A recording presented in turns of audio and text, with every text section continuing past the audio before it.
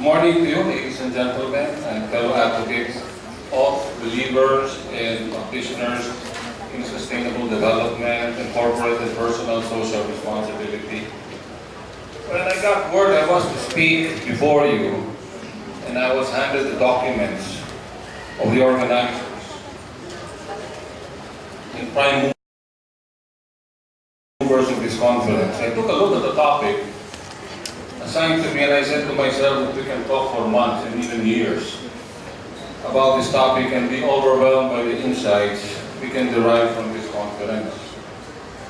The lineup of speakers will certainly see to it that you get out of this room totally energized for CSR and personal social responsibility with fresh ideas and all revved up to actually do, and let me emphasize do, and not just talk about real, honest-to-goodness CSR and community outreach, although talking before doing does have its uses and purposes. I could not also help but notice that most of the people involved in the conference, especially those providing the leadership to the Benito and Catalina Yap Foundation, are either from Pampanga, my home province, or related somehow to Pampanga. I start with this bit of personal note to assure you that I am personally with you, in word and most of all in deed, in trying to make our larger community, the Philippines, and even our smaller community like Pampanga and its municipalities and barangays, more vibrant and dynamic through empowered development. I will in fact use case studies which are teaching and learning tools in institutions of higher learning to provide practical examples how we put to life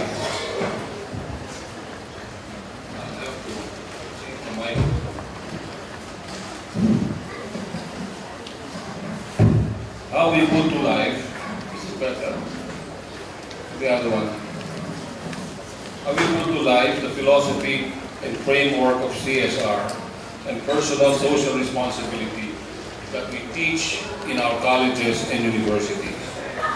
You will recall that on June 15, 1991, Mount Pinatubo erupted with the devastating effects felt worldwide.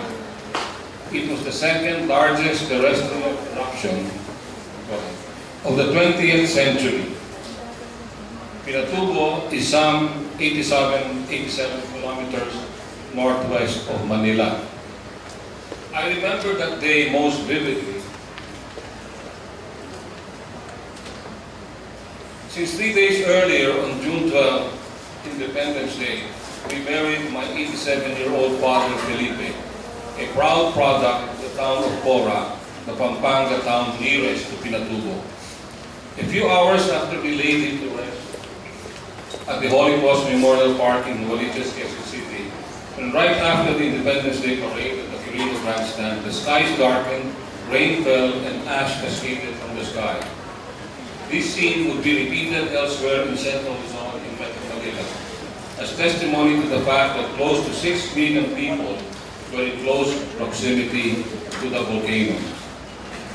That was to be the preview of the big blast to occur on June 15, 1991. And I guess most of you, as I see the young men and women here, probably were not around, or probably do not remember, or you were just probably a twinkle in your parents' eyes. After Pinatubo had erupted, it had claimed the lives of close to 850 people, mostly Kapampangans and Sampaleños.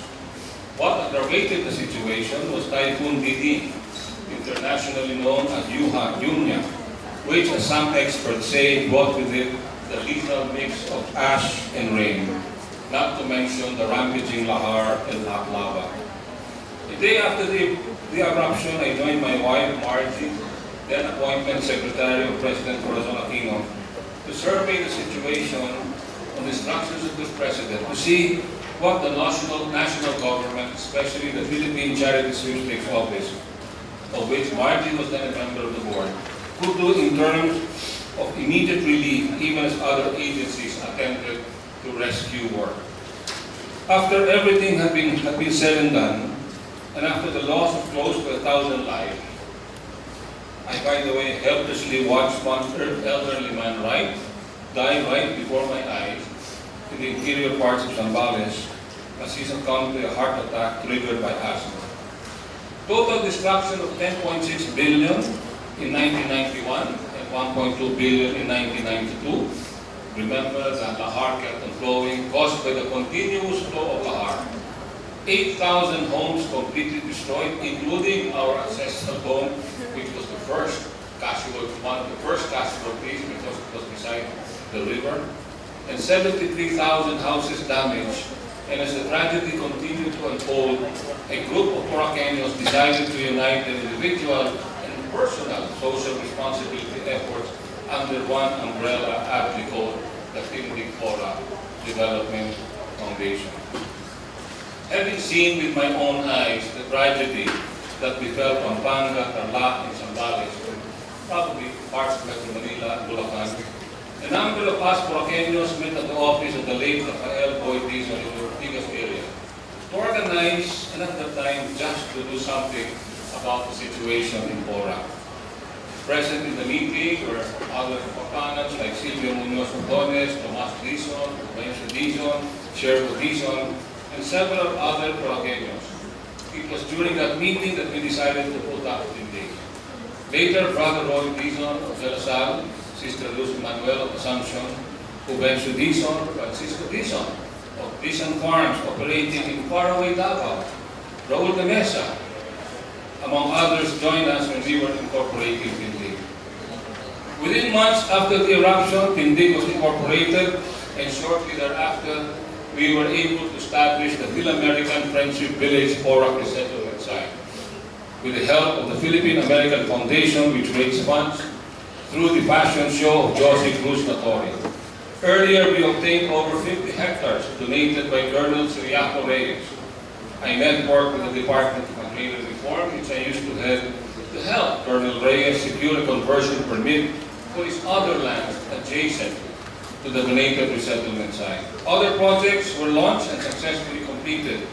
Among these were the riprapping of the Porac River to stop erosion of the town center, cattle dispersal, duck racing, livelihood training programs, and the rehabilitation of the multi-purpose gym. We bought a 45-hectare property to be used for livelihood activities to benefit Porac. The next case I will cite comes from my tenure from 2002 to 2008 as Dean of the De La Salle University Ramon V. Del Rosario Senior Graduate School of Business, when the school was housed in the Autonomous Professional Schools Incorporated.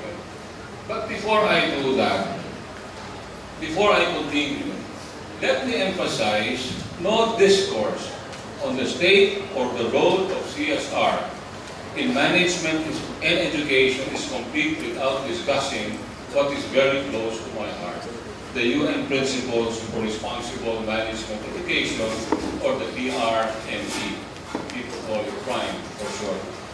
The UN PRME is, according to the Academy of Management, Learning and Education, a global call to embed business education in international values such as those portrayed in the UN Global Compact Framework on human rights, labor, anti-corruption, and the environment.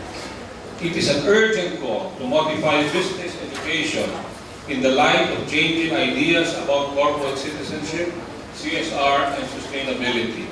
It aims to provide a framework required to adapt management education to the new after-crisis realities in terms of curriculum, research, and learning methodologies.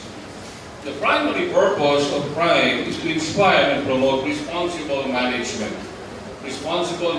education, research, and thought leadership globally. The PRME therefore challenges colleges and universities, like Far Eastern University and other schools, to adopt their curricula, research, training methodologies, and institutional strategies to the challenges of corporate responsibility and sustainability. Incidentally, De La Salle University Graduate School of Business was one of the first Philippine graduate schools of business to sign the PRME PRME covenant. A few months later, the LSU recruited 5 other Asian universities to commit to the PRME. On November 14, 2013, the LSU hosted the 4th PRME Regional Forum of Asia. Now, the signatories of the PRME commit Principle 1, purpose, to develop the capabilities of students to be future generators of sustainable value for business and society at large, and to work for an inclusive and sustainable global economy. Principle 2, values, to incorporate into academic activities and curricula the values of global social responsibility as portrayed in international initiatives seen as such as the UN Global Compact. Principle 3, method, to create educational frameworks, materials, processes, and environments. Principle 4, research, to engage in conceptual and empirical research. Principle 5, partnership, to interact with managers of business corporations. Principle 6, dialogue, to facilitate and support dialogue and debate among educators, students, business, government, etc. Now, what is business for?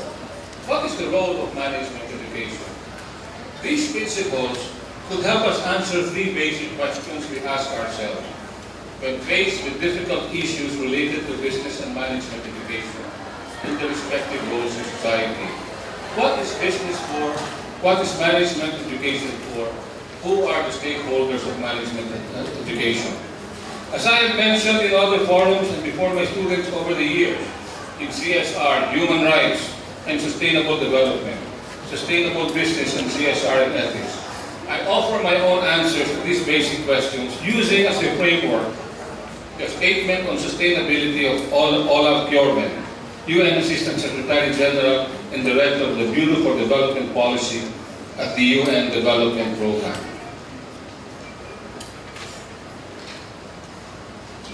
Sustainability was initially articulated within the 1987 report of the World Commission on Environment and Development, Our Common Future.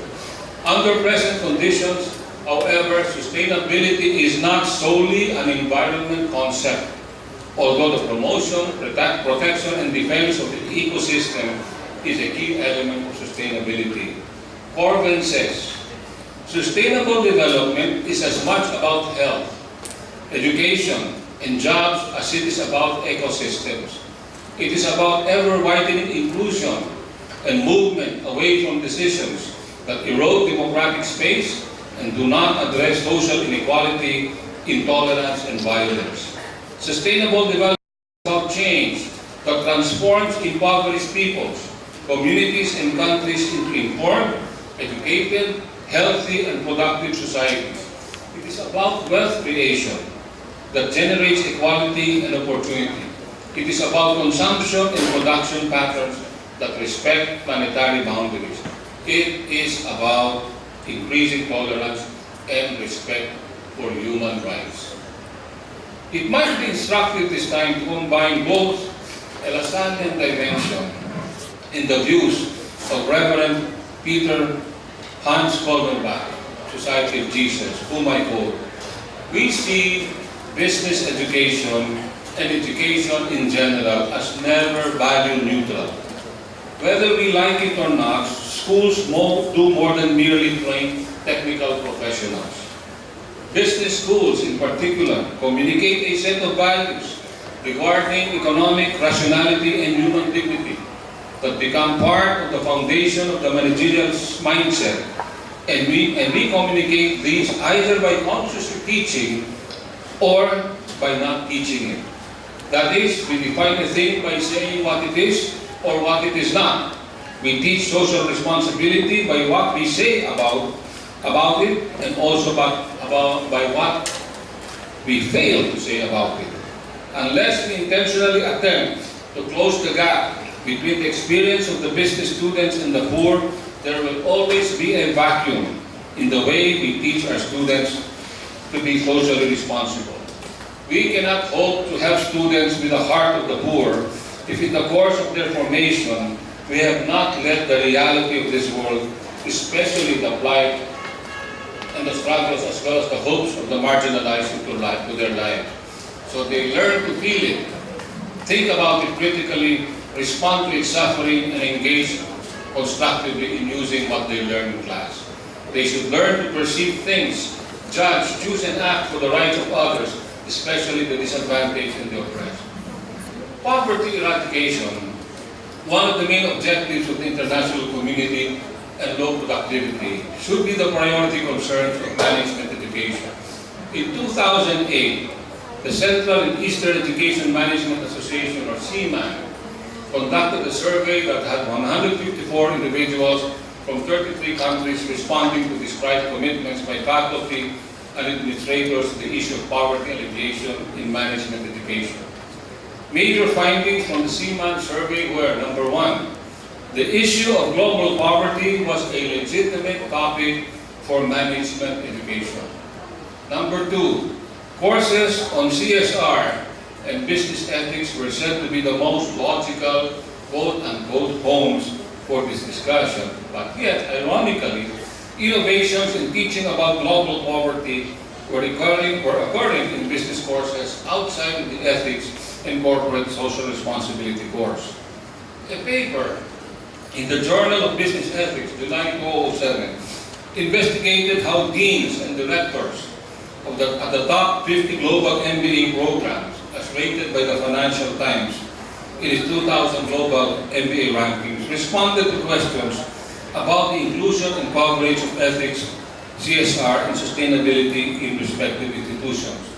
The findings of the authors reveal that, number one, majority of the schools require that one or more of these topics be covered in their MBA curriculum, and 1/3 of the schools require coverage of all three topics as part of the curriculum. Two, there is a trend toward the inclusion of sustainability-related courses. Three, there is a higher percentage of student interest in these topics in these top 10 schools. Number four, several schools are teaching these topics using experiential learning and immersion techniques.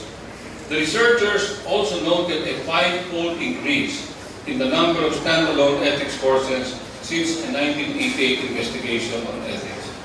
On another personal note, I'm happy to report, at the risk of being immodest, that we laid the groundwork for the approval by the De La Salle Professional Schools Board of Trustees of the introduction of CSR, human rights, and sustainable development as a core required course in the graduate program, starting 2009-2010. You cannot graduate without taking up and passing these courses. We have also been using service learning immersion for the last 6 years as one of our teaching techniques coupled with action research. The rationale behind service learning is to create as many practical experiences and challenges as possible for the student to frontally and directly deal with poverty, the poor, the disadvantaged, the marginalized, and the lost, the least, and the lost. In short, the key technique is experiential learning. Surveying what is being done in other parts of the world, a paper for the Academy of Management Learning and Education shows interesting findings. The study, which involved the web-based analysis of the management education for sustainability-related curricula of 642 business schools from the European Quality Improvement System, or EQUIS, and the Association to Advance Collegiate Schools of Business, AACSB, accreditation system, revealed drastic variations in curriculum designs between European and American business schools. The former, the Europeans, favored an elective-oriented approach and placed more emphasis on the graduate level, whereas American business schools placed more sustainability-related courses and at the undergraduate level, mandating them as compulsory. Additional differences were found between global regions including Asia and Oceania, and between national developmental stage and university ranking with regard to the overall level of sustainability-related curriculum offered, specific sustainability content, and teaching methods. Differences were noted as well in the distribution across undergraduate and graduate level and in compulsory and elective offerings. The author's findings suggest diverse differences in sustainability-related curriculum design from business schools of different backgrounds. The authors conclude that if curriculum design is a reflection of local circumstances, they urge caution about an accreditation-led or imposed accreditation-led imposition of standards on business schools, since it is only at the local level where the best ideas regarding sustainability education tailored to surrounding situations can originate. In other words, the local situation will militate against imposing an international standard for all that follows, that the one-size-fits-all principle. The Spanish experience, on the other hand, is given some prominence in the paper. In the paper, Corporate Social Responsibility and Management Education, Current Status in Spanish Universities. The author's findings show that a high percentage of Spanish universities include CSR-related subjects in their curriculum. CSR content is taught as either specific CSR subjects, standalone subjects, or as part of various subjects on the academic curriculum, embedded CSR subjects. The authors add that a more detailed analysis shows that few universities include standalone CSR subjects, and that although many universities have CSR subjects, the CSR content is by no means fully developed. We have echoed and re-echoed this theme in various forums and conferences. We always fall back on Corbin's concept of sustainable development, which leads us to say that the purpose of management education, in fact, all education and business, is to improve the condition of mankind. We again therefore assert that responsible management education is synonymous with good governance, which is the prudent use of power and authority. We steadfastly support the thesis that business as a steward or custodian of society must earn the right to operate in communities where they ply their trade.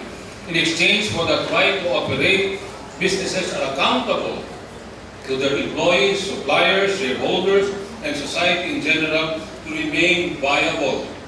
Failure to comply with these obligations endangers the business's ability to enhance shareholder value and, more important, improve the condition of mankind. In 2003, inspired by St. John Baptist de La Salle's vision for all Christian brother schools, influenced by our unique role to be our brother's keeper, and in an effort to live out our love for country, we, together with Dr. Maribel Gaite and others of similar mind and passion, established the Center for Social Responsibility for Human Development, or CSRHD, in the De La Salle Graduate School of Business. In support of the mission of the then DLSPS to develop outstanding professionals and entrepreneurs imbued with humanistic values, the Center envisioned itself to become a support facility for integrating into the curriculum culture and governance, social responsibility, and good stewardship for total human development and the well-being of society. The Center's mission was expressed as follows.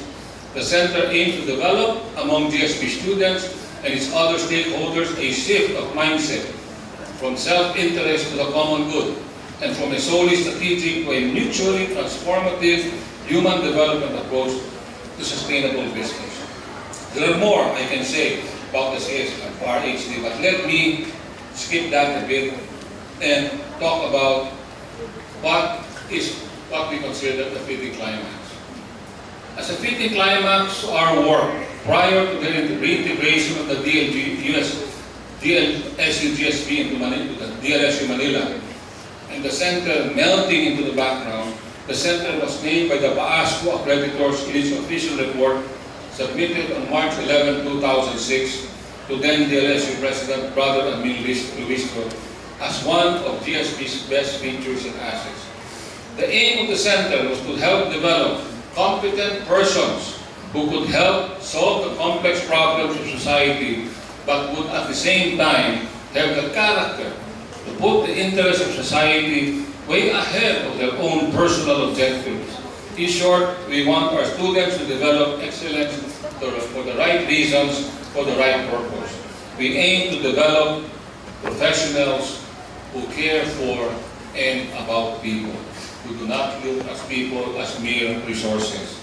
A second Seaman survey in 2010 followed the 2010 survey, 28 survey we discussed earlier. The 2010 survey should be informative and instructive on how management education can be more relevant to the urgent problems of society. Some of the findings: more than 3/4, or 77%, answered in the affirmative when asked if they would like to see an increase in the next 2 years in the number of courses in their own programs that discuss global poverty. A consistent theme was the focus on action learning. Across all levels of management educations, respondents stated that increases in student projects and increases in established travel trips were the activities that were attracting the most of their interest. Action learning in the field is the perfect mode for ensuring that students work and learn by tackling real issues in the real world and reflecting on the real actions that they take. The World Environment Center, WEC, and Net Impact produced a report, Business Skills for a Changing World, an assessment of what global companies need from business schools, dated October 27, 2011. WEC and NI state that business graduates must become skilled communicators, listeners, influencers, and negotiators. They must also remain grounded in the scientific basis of environmental challenges so that they can make sound decisions on the intersection of business, environment, and society, or people, planet, and profit. Most importantly, they must recognize the important fact that sustainability is a business concept and needs to be applied as such. Future employment opportunities will overwhelmingly reside in individual business units rather than in corporate level sustainability positions. Both organizations emphasize that one challenge that remains for business is how to teach skills that are in many ways more akin to personality traits. How can one be taught to be a good listener and a good communicator, in addition to possessing the necessary skills in finance, marketing, or management system? MBA graduates cannot therefore succeed simply with technical or traditional business schools alone. Now this brings us to the issue, as I conclude, about liberal education and management. The need to combine technical and interpersonal skills and appreciation of the impact of outside forces, such as multicultural perspectives, public policy drivers, and changes in the technological, legal, political, economic, and social environment on internal operations of a company raise questions on the role of a liberal education in management. In this issue, we draw insights from Charles Handy, whose 1996 essay was quoted in the book Promises Fulfilled and Unfulfilled in Management Education, sponsored by the 41-year-old European Foundation for Management Development, or EFMD. I quote, "It is odd to say the least that the education of our managers has so little in it about personality theory, what makes people what they are, or about learning theory, how people grow and develop and change, or political theory, how people seek power, resist power, and organize themselves, or moral philosophy, how they decide between right and wrong. It is odd, too, that little attention is paid to history, where all these aspects of people are laid out before us, and where the influences which work on them can be seen in the clearer beam of hindsight. History never repeats itself, but it does help one to learn, disentangle the forces which shape events, a skill essential to management and leadership. All of this is even odder when one considers that our schools are for the most part set in the context of a university or institute where psychology, politics, philosophy, and history are most certainly part of the established faculty. It was a mistake, I now believe, to have established our business schools as a race apart from so much else in education. We would like to think that aside from enumerating the skills as they were presented in the WEC-NI survey, and as a way of preparing leaders for the Philippines and Asia and the world for today and tomorrow, and molding them to be transformative leaders, business schools must undertake transformative learning and must themselves, that means administrators, faculty, and staff, undergo internal transformation. So if we want our students to be transformed, it must start with us.